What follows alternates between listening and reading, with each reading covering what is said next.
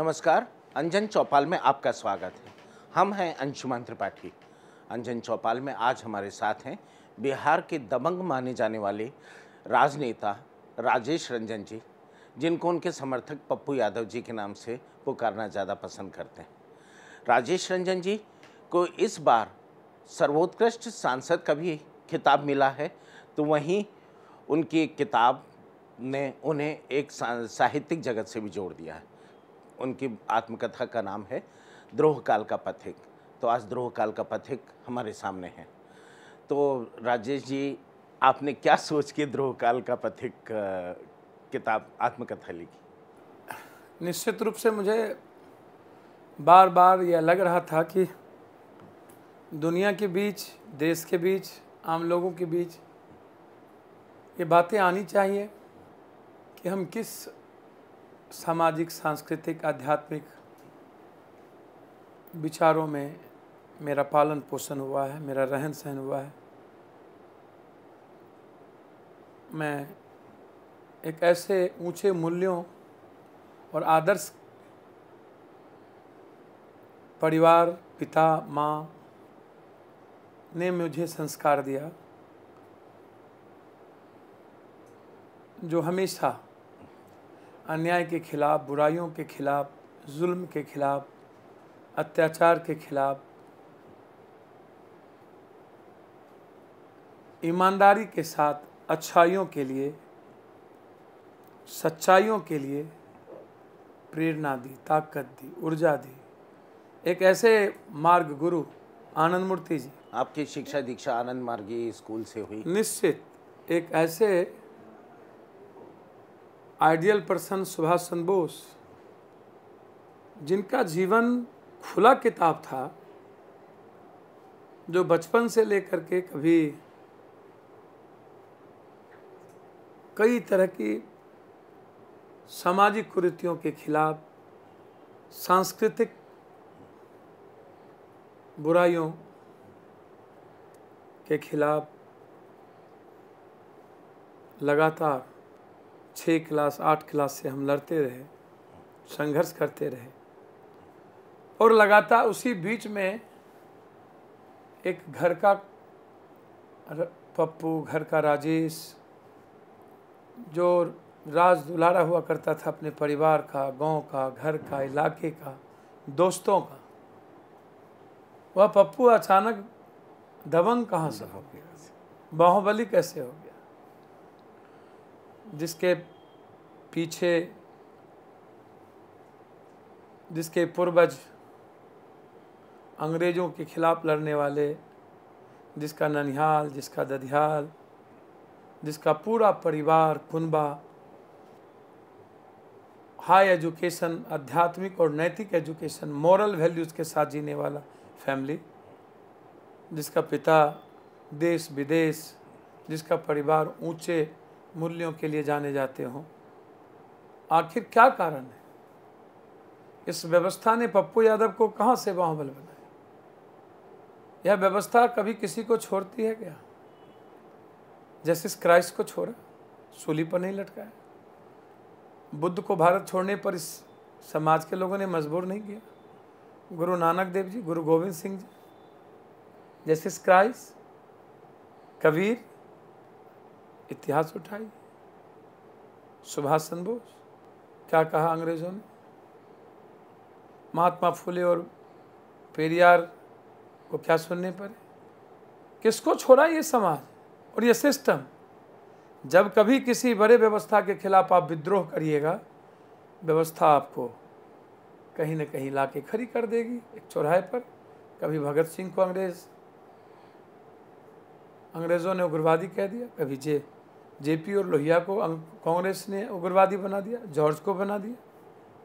आप देख लीजिए। तो आप एक व्यक्ति जिस पर ना जाने कितने आरोप लगे। नरेंद्र मोदी जी प्रदेश के प्रधानमंत्री हैं, अमित शाह जी देश के बड़े पार्टी के अध्यक्ष हैं, बाला साहब ठाकरे जैसे लोग लगातार विवाद और कई चीज़ों से घिरे हुए, सवाल से चीज़ें से हिंदू मुसलमान, जात धर्म पप्पू यादव पर जात धर्म हिंदू मुसलमानों के आरोप तो है नहीं। पप्पू यादव पर इकोनॉमिकल ऑफेंस का कोई मामला तो है नहीं। एक इकोनॉमिकल ऑफेंस करने वाला व्यक्ति लाखों आदमी को मारता है, वो क्राइम जो उम्मीदों को, सपने को, अतीत भविष्य वर्तमान सब को चूर कर देता है, समाप्त कर देता है, वो सबसे बड़ा क्राइम है। वो सामाजिक जीवन में कई तरह की परिवेश परिस्थितियां, कॉलेज लाइफ में, स्कूल लाइफ में, कर्पूरी ठाकुर जी, स्वर्गीय जगदेव बाबू, ये आरक्षण कहाँ से आई, कर्पूरी की माँ भी आई, अब की बारी भादों में, गोरी कलाई कादों में, जगदेव बाबू का नारा, ये सारी चीज़ें सामाजिक तनाव पैदा करते थे। सामाजिक न्याय की अवधारणा कोई नया तो था नहीं। सामाजिक न्याय की कल्पना महात्मा फूले, पेरियार, डॉक्टर गोखले, भक्ति आंदोलन के समय से ही शुरू हो। एक नई बातें तो है नहीं सामाजिक। राष्ट्रकवि दिनकर, विद्यापति कवि, भिखारी ठाकुर, रेणु जी, बड़ा मतलब रहा। और वो धीरे धीरे जब 90 के पहले इकोनॉमिकल ग्लोबलाइजेशन के बड़ा आर्थिक उदारीकरण का युद्ध हो रहा था, तो यहाँ सामाजिक न्याय के परिवर्तन की लड़ाइयाँ चल रही थी। 90 के दशक के बाद हुई, जिस आर्य सभ्यता का प्रवेश, शून्य की कथा लिखने वाला आर्यभट्ट, समाजवाद की कथा वैशाली की जननी, साहित्यों का संगम विहार, ऐतिहासिक संदर्भ विहार, आध्यात्मिक संगम विहार, संघर्ष का प्रतीक विहार, ज्ञान का संगम विहार। तो आप चाहे बाबू वीर कुंवर सिंह को लीजिए, शेरशाह आर्यभट्ट को लीजिए, नालंदा, विक्रमशिला, बिहार के इतिहास के बगैर भारत का इतिहास नहीं है। लेकिन आज बिहार ही मजबूर है, बिहार ही बेरोजगार है, बिहार ही बीमार है, बिहार ही भूखा है, बिहार ही खाली है, बिहार ही नंगा है, बिहार ही गाली बन चुका है देश में, बिहार ही अपमानित होता है, बिहार ही कुछ ले जाते हैं। इतिहास बिहार का समाप्त हो गई बिहार। और पप्पू यादव हो गए बाहुबल, जो पप्पू यादव कश्मीर से कन्याकुमारी हर व्यक्ति के आंसू पोंछते हो। आपने इन्हीं सारी चीज़ों को लेके जो सामाजिक न्याय की बात, इसका समाधान आपको लगा कि कहीं ना कहीं लालू जी के साथ, राष्ट्रीय जनता दल के साथ काम करके मिलेगा, लेकिन राष्ट्रीय जनता दल से भी आपका बहुत जल्दी मोह भंग हुआ। मोह भंग क्या हुआ, कई बार आना जाना आपका लगा रहा, आखिर कहाँ क्या कमी थी? क्योंकि आपके पास तो एक ताकत थी सामाजिक न्याय से के लिए लड़ने के लिए, मंच था। देखिए कर्पूरी ठाकुर जी सामाजिक न्याय के, मुलायम सिंह, देवीलाल, चौधरी चरण सिंह, जेपी मुलायम के आंदोलन के आप उठा के देखिएगा, रामविलास पासवान, नीतीश कुमार, सभी लोग, बहुत सारे छोटे, लालू जी, सभी लोग जुड़ते गए, कुनबा बड़ा होता गया। जगदेव बाबू, शहीद सूरज नारायण सिंह, पंडित रामानंद तिवारी, आप उठा के देखेंगे तो सामाजिक न्याय की लड़ाई। हम लोगों ने तो सरकार बनाई, विपक्ष का नेता बनाने में पप्पू यादव ने अपनी कुर्बानी तक दी।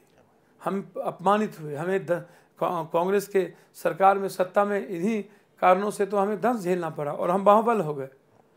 और 11 MLA का निर्दलीय सपोर्ट, उसके बाद 90 में जब हम सत्ता में लौटे, जब सरकार नहीं बन रही थी, तो 39 MLA का सपोर्ट बीजेपी ने दिया लालू यादव को और 11 का मैंने दिया। तो उसके बाद सरकार बनी। कुछ दिनों के बाद वैचारिक चीज़ों के बाद, वैचारिक कारणों से, समाज के नौजवानों के और बिहार के हित के कारणों से हमारे रास्ते अलग अलग हो गए और हम अपनी पार्टी बनाए, प्रसपा बनाए, फिर हम उसका मर्जर समाजवादी पार्टी में हमने किया, फिर हम प्रदेश अध्यक्ष बने। मुलायम सिंह जी आदरणीय नेता, जो बड़े देश के लीडर हैं, जब वो पुनः लालू यादव के साथ जाने का प्रयास हुए तो हमें अलग होना पड़ा। हम अलग नहीं हुए। अब लोकतंत्र में आप मुख्य कानून, एको हम द्वितीयो नास्ति, और मौन रह करके अपनी बात नहीं कहना है और धृतराष्ट्र की तरह सुनता रहना है, देखता, मुख दर्शक बना रहना है और प्रतिक्रिया नहीं देना है, तो महाभारत तो होगी। अब डेमोक्रेसी में क्या इंटरनल प्लेटफॉर्म पर आप अपनी बात नहीं रखेंगे क्या? आप वो भी नहीं सुनेंगे, वर्कर की बात नहीं सुनेंगे। ये जो देश में, जो देश की पार्टियों की जो पार्टी बन गई है, ये 2-4 आदमी, और उसमें भी दिन में 10 बार कपड़े बदलने वाले दलाल, धनपशु, पूंजीपति, भ्रष्ट नेता, बस हाँ में हाँ मिलाने वाला, वैचारिक चीज़ों से लीडरों को आजकल दुश्मनी हो गई। लेकिन पप्पू जी उनका लोकतंत्र में स्वतंत्रता की बात करिए तो दुश्मनी हो गई। वो लोग भी उनका साथ छोड़ गए, बहुत से ऐसे नेता जिनकी वजह से आपको छोड़ना पड़ा। भैया मुझे तो लात मार के निकाल दिया गया। मैंने तो उचित बातें कही, वर्कर के हित की बातें कही, कैसे सामाजिक न्याय को मजबूत किया जाए, जात से निकलिए और जमात को कैसे जोड़ा जाए, कैसे नौजवानों के सवाल उठे, medical system, clinical system, education system को कैसे हम मजबूत करें, कैसे उन चीज़ों पर फोकस करें कि कैसे रोजगार डेवलपमेंट हो। नहीं, हमेशा जाति का जहर, हमेशा जाति का, कभी डीएनए जैसे सवाल, कभी मंडल जैसे सवाल। किसको बेनिफिट मिला? दलित आदिवासी को आप मंडल से थोड़ा दूर रखिए, और अति पिछड़ा को, ओबीसी को कितना बेनिफिट मिला 25 सालों के अंदर? चल, जब स्कूल नहीं है, टीचर नहीं, लेकिन एजुकेशन नहीं, तो आप मंडल के नाम पर हमेशा राजनीति, हमेशा राजनीति। मंडल का क्या मतलब? मंडल का मतलब क्या? नीतीश का सत्ता में आना और लालू यादव का परिवार और दलाल और बिचौलियों का परिवार। मंडल का क्या मतलब? मंडल का मतलब चमार, ऋषिदेव, पासवान, मंडल, धानु, केवट, कुर्मी, कहार, कुमार, तुमार, तांती, नुनिया, बनिया, चौहान, ऋषिदेव, साह, जसवाल, चौधरी, हारी, तियर। कि मंडल का मतलब 2 आदमी, 2 परिवार, अहंकार। मंडल का इस्तेमाल सिर्फ तब याद आता है जब सत्ता की बारी आती है। तो हम सामाजिक न्याय का मतलब साफ है, संपूर्ण न्याय, सबका न्याय, सबका विकास। और विकास का मतलब साफ है, economical freedom, education freedom, political freedom से विकास का कोई औचित्य नहीं। बिहार को चाहिए आर्थिक आज़ादी, जो कभी मगध के इतिहास में, मगध याद करिए, राजा अशोक, चंद्रगुप्त, और दुनिया के लिए आर्थिक उदारीकरण की लड़ाई मगध की धरती से। और आज सबसे ज़्यादा हाथ खाली, सबसे ज़्यादा हाथ में राइफल, सबसे ज़्यादा सेना, सबसे ज़्यादा नक्सल, सबसे ज़्यादा लाशें, सबसे ज़्यादा मौत, सबसे ज़्यादा भूख, सबसे ज़्यादा दशरथ मांझी, घर घर दशरथ मांझी। मगर सबसे ज़्यादा दुनिया को शांति का संदेश मगध, सबसे ज़्यादा अशांत मगध। तो आप क्या चाहते हैं? आपने तो कोई सॉल्यूशन दिया नहीं। तो सामाजिक न्याय की लड़ाई लड़ने वाले मोहम्मद साहब, बुद्ध, कबीर, ये हैं सामाजिक, विवेकानंद है सामाजिक न्याय के प्रणेता, कबीर हैं सामाजिक न्याय के प्रणेता, बुद्ध हैं, मोहम्मद हैं, ऐसे लोग। लेकिन पप्पू जी, आज यादवों में महाभारत होगी तो उसका फायदा तो कमंडल वालों को मिलेगा, ऐसा मानना है। भागलपुर के पर कार्रवाई नहीं हुई, ना 15 सैलाब के, ना मुआवजा मिली, ना ये कर सके, ना उनकी मुसलमानों की जमीन। इन्होंने तो कहा था कि आरएसएस सबसे अच्छा संगठन दुनिया का, लालू जी 29 या 26 दिसंबर को 1989 को, और भाजपा का सपोर्ट लिया था। 17 साल नीतीश कुमार रहे भाजपा की गोद में, पैदा ही है नीतीश कुमार भाजपा से। पप्पू जी, आज यादवों में महाभारत होगी तो उसका फायदा तो कमंडल वालों को मिलेगा, ऐसा मानना है। भैया कोई मीनिंग नहीं है महाभारत का। ये जादव है ही नहीं। एक जादव को नाश करने वाला, जादव की संस्कृति को मिटाने वाला, राजनीति को चौपट करने वाला, 33,000 कम उम्र के बच्चे को नक्सल बना करके जेल में सराहने वाला, मरवाने वाला नीतीश कुमार, सारे अफसरों को सस्पेंड करने वाला नीतीश कुमार, 10 सालों तक एक भी यादव अफसर को पोस्टिंग नहीं होने देने वाला नीतीश कुमार, मुलायम सिंह यादव, चौधरी चरण सिंह, देवीलाल को प्रधानमंत्री नहीं बनने देना, समाप्त कर देना, शरद, रंजन यादव, देवेंद्र, नवल, रामकृपाल, सब बेटी के लिए रामकृपाल को भगा दिए, जागेश्वर बेटे के लिए जागेश्वर को लात मार दी, दूसरे बेटे के लिए सतीश यादव को मार दिए। और भटने का क्या, भट तो पहले चुका है। जब राबड़ी देवी मुख्यमंत्री थी तब जमाना जब्त हो गया राघोपुर से, इनके 1,10,000 यादव है वहाँ, 27,000 से सोनपुर से हार गई, सबसे ज़्यादा यादव है पाटलिपुत्रा में, वहाँ से 2 बार आप हार गए। पैर पकड़े रितलाल जी का तब भी हार गए। ये कितना घिनौना खेल खेलते हैं ये। पैर पकड़ के वोट लिया, पुनः टिकट नहीं दिया। ये कितना घिनौना खेल खेलता है ये आदमी। यानी आपको आश्चर्य होगा कि छपरा से हार गए। प्रवासी पंछी जैसे उड़ के आता है वैसे शरद जी आए थे मधेपुरा से, उनसे 3 बार हारे। बौद्धिक लोग, नौजवान, पढ़े लिखे यादव, इनको तो बहुत पहले छोड़ चुके हैं। गरीब अब छोड़ने जा रहे हैं। जब इसने हस्र इनको इनका देखा कि जो टटवा दबा रहा था, जो यादवों का सबसे गाली बनाया, यादवों को जंगल राज का अभिप्राय बनाया, यादवों को राजनीति से आइसोलेट कर दिया। यादव का मतलब परिवार बेटा है क्या? यादव में और वर्कर नहीं है।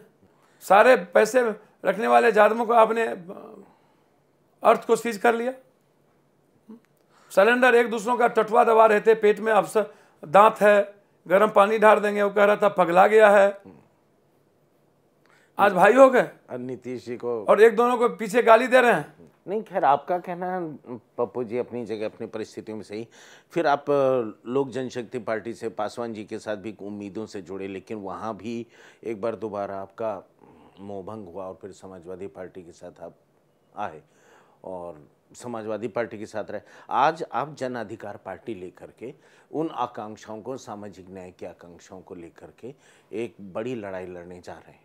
और लेकिन इस सबसे बड़ी स्थिति है कि ऐसे में वोटों का बंटवारा कहाँ तक सामाजिक न्याय की लड़ाई में फ़ायदेमंद होगा? देखिए, मैं एक बात बता दूं, रामविलास पासवान जी बहुत अच्छे लीडर हैं। जितना मांझी ऐतिहासिक, सांस्कृतिक, सामाजिक संदर्भ की सूझबूझ रखने वाले लोग हैं।